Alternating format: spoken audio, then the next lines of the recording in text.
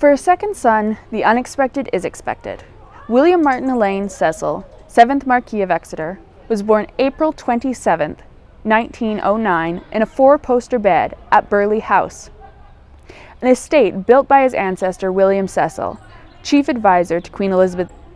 With this pedigree, one would think that Martin's options of vocation were encumbered with possibility. He was not bound to the estate like his brother. However, as a second son, his choices were Army, Navy, or the Church. At 13 years old, he started in the Navy. By 1930, Martin retired from Greenwich Royal Navy College and left his role as acting sub-lieutenant.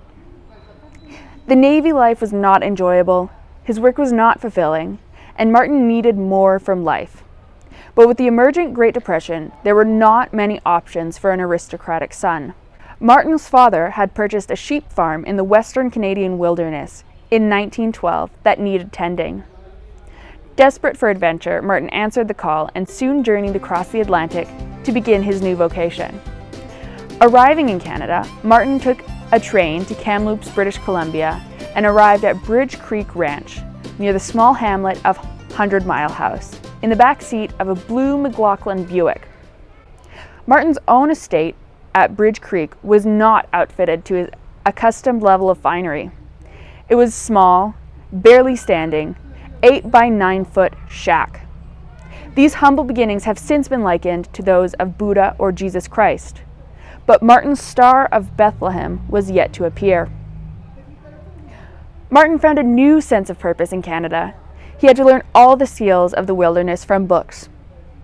By 1938, Martin had developed a ranch, began a herd of cattle, and built the Red Coach Inn, now iconic to 100 Mile House.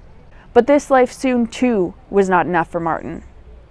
Returning to the traditions of the second son, Martin began exploring his spirituality. In 1939, Martin is introduced to the religious visionary Yoronda.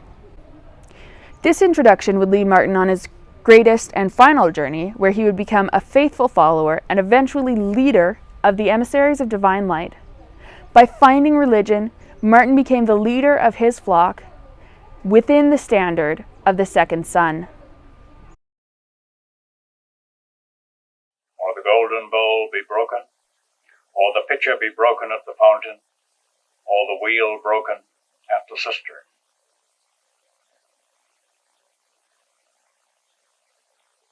The point being made here is that a person should remember now his Creator in the days of his youth before this happens.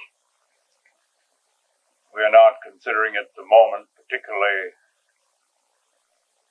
in relationship to ourselves, but with respect to others.